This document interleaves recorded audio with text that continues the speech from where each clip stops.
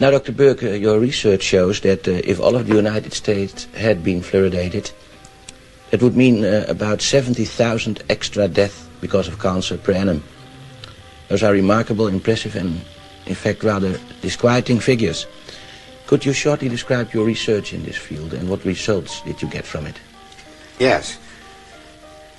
The 70,000, of course, would represent 1/5 of all the cancer deaths in the United States, twice as many from breast cancer in women, and twice as many as from lung cancer in man. Our studies involved comparing the deaths of all persons in the 10 largest fluoridated cities of the United States with the 10 largest non-fluoridated cities in the United States year by year. And we obtained a very remarkable curve, which you can see here perhaps. Here is the fluoridated, and here is the non-fluoridated set of 10 cities each. Here's where the fluoridation started, and before this time, both sets of cities were identical.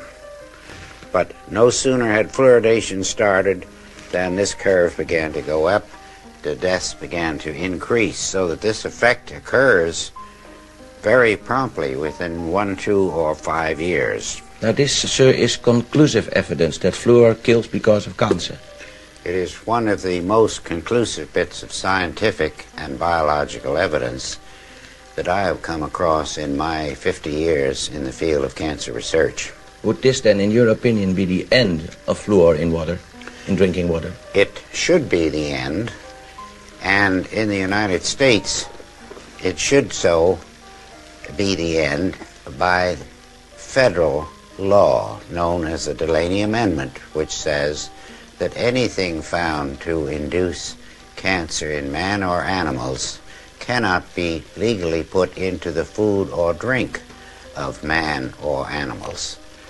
And so, and this is all less than 1 year old, so that it entirely changes any previous ideas of fluoridation that anyone may have had, because this is the first real indication of an important effect.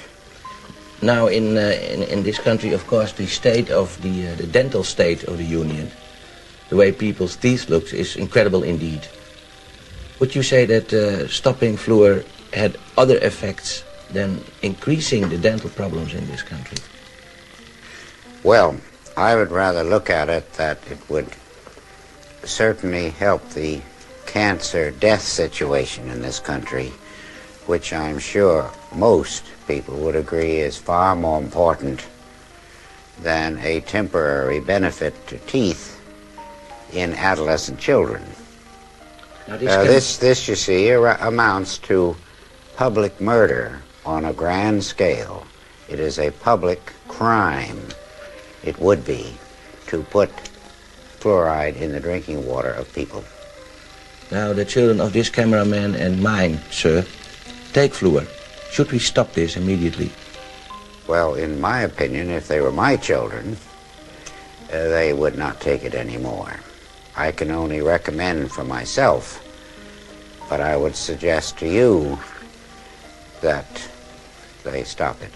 Is there a difference in having fluor in drinking water or administering little fluor pills to children?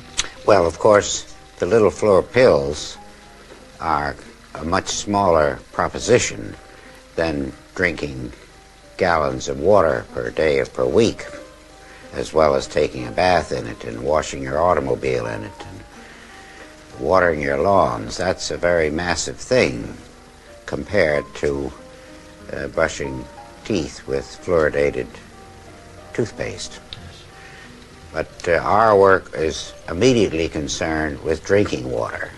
What happens to toothpaste, I'm quite willing to let the future studies go into that in more detail. There is, of course, you talk about murder, sir, an ethical aspect to all this, a law aspect, an aspect of people's inhumanity to people. What is your idea about how should this be implemented in our society? the ethical aspects of administering poison, as it were, to people?